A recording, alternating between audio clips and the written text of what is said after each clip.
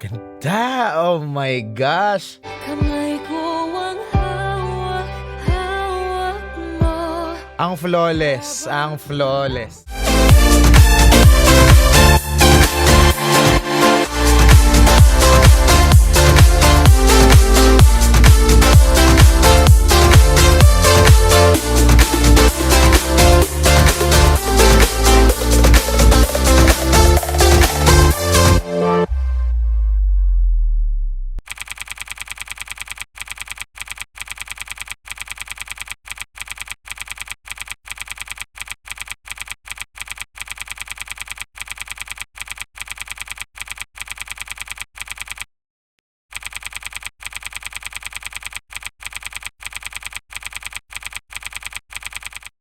Tararara.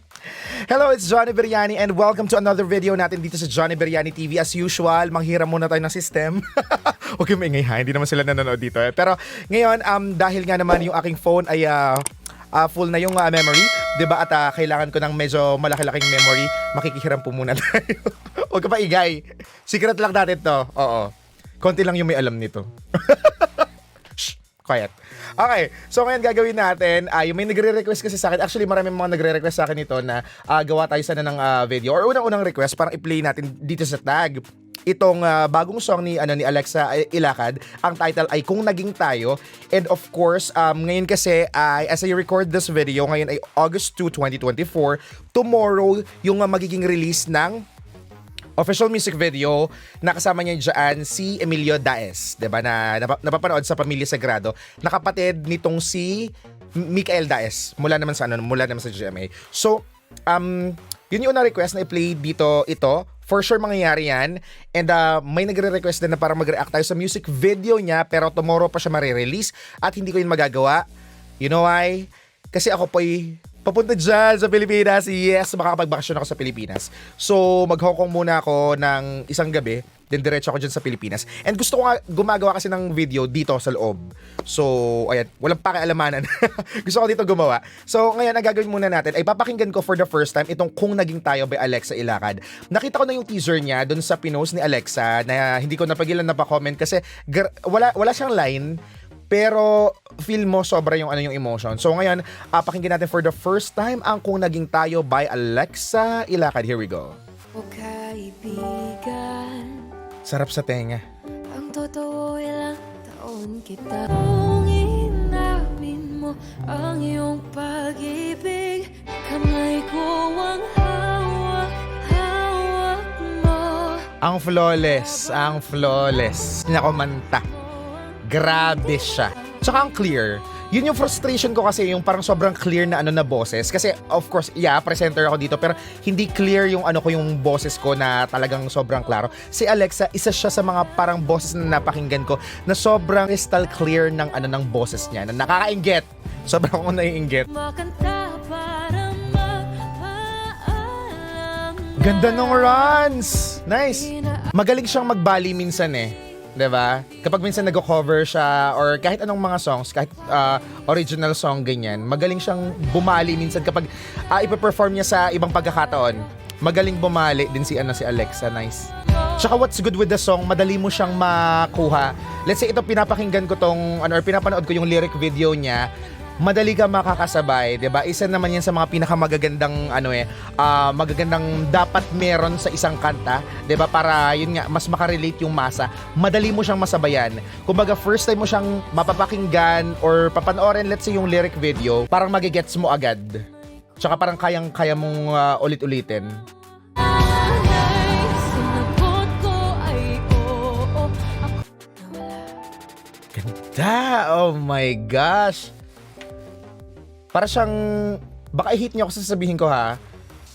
Kasi yung iba parang ayaw ng parang comparison, no? Hindi naman sa parang kino-compare mo siya ng negative.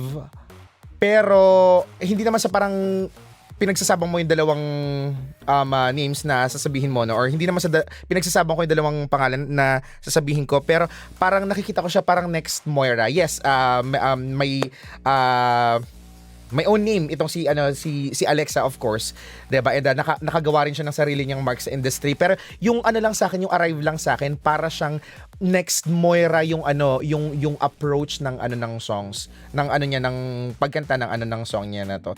That was Kung Naging Tayo, once again by Alexa Ilacad, na mapapanood yung official music video tomorrow, 'di ba? Duda ko magiging painful din, lalo na 'di ba yung yung music video nga niya na medyo may tease na ng konti, 'di ba? May teaser na ng konti. So, 'yan ang ating antabayanan, and of course papanoorin ko. I'm not sure kung makakagawa lang ako ng video for that. Pero ito pa lang, lyric video pa lang niya, or yung audio pa lang, full song, nagustuhan ko na, 'di ba? So what more kung mapapanood din natin, 'di ba, ng may music video na. Nagulat lang ako hindi si KD kasama, 'di ba? Pero you know what, inisip ko siya, sabi ko, bakit hindi si KD yung kasama? 'Di ba, na yun, i-build up ba itong si Emilio, ganyan. Na parang ganun parang nagbi-build up kasi ang ABS sa mga iba pang mga bagong artists, 'di ba, na napapanood sa iba't ibang mga teleseries ngayon. Pero sa akin naman, okay lang din, 'di ba, na parang once in a while, hindi naman all the time na sila yung magkasama sa mga projects, 'di ba, or kahit parang music video project lang. So may mga pagkakataon talaga na may mga individual projects sila na na magagawa, 'di ba? Pero mag-hope tayo at mag-wish na soon nga naman 'di ba, may reunion project ang KD Lex. Sana ay primetime show, kasi malakas yung pakiramdam ko na kaya na nilang mag-lead sa isang primetime show na may possibility na maging sobrang hits. Ang suggestion ko lang, gusto ko lang ay rom-com siya. 'Di ba? Medyo na heavyhan ako sa sa Pira-Pira Show. Though I love the show, pinapanood ko 'yan, at ang underrated niya, since yung katapat sobrang lakas, 'di ba? Si Abot Kamay. Pero feel ko rom-com or remake ng isang Korean drama. Kasi puro remake na ang Pilipinas, Diyos ko. Oo. Pero kung sakali lang may remake, nakikita ko sa kanila parang Fated to Love You talaga. Fated to Love You. Yeah, yun yung nakikita ko sa kanilang dalawa. Alam niyo ba yung story nun? Fated to Love You. Parang aksidenteng nabuntis yung girl. Tapos after like how many years, nung medyo yung bata, medyo malaki na, in-approach niya yung father. Parang ganon. Oo. Medyo nakikita ko sa kanila, may vibe din si KD na parang nagsusut dun sa guy. Then medyo rom-com kasi siya. Basta rom-com, tapos primetime, second or third slot. At talaga nag-suggest ako, no? Oo, tsaka ako na yung nag-desisyon sa time slot kung sakasakali. Ay, alam mo ba, isa pa palang request, kasi may mga nagre-request na yun nga, magkaroon kami ng interview with Alexa and KD at the same time. Hoy, ito nag-reach out ako kaso hindi lang ako nabalikan. Magsusumbong ako sa inyo, charot. Saglit lang. Kunin ko yung phone ko. Okay, kasi I reach out to DJ kay Alexa. Sino yung nag-reply? Kasi nakuhanan ko yung talaga nagsumbong ako sa inyo, no? Wait lang. Viber. Hindi kasi ako nag-Viber dito sa phone ko Kasi puro WhatsApp kami dito. Anyway. Okay. So, nag-reach out ako kay Joy. Sumagot siya yung manager ni KD, I believe, no? Yan, sumagot siya pero medyo hindi yung time. Kay DJ din nag-reach out ako kaso walang answer si DJ. Hopefully ay magkaroon tayo ng opportunity kasi I think may time naman ako in the Philippines, saka may parang interview ako sa ibang mga artists and some shows. Secret kung sino-sino yan, pero I'll try na mag-follow up again. At sana ma-replyan ako, 'di ba? So, that's it for the video. Maraming salamat for joining me. At sana nagustuhan mo to. For sure nagustuhan mo itong Kung Naging Tayo, 'di ba?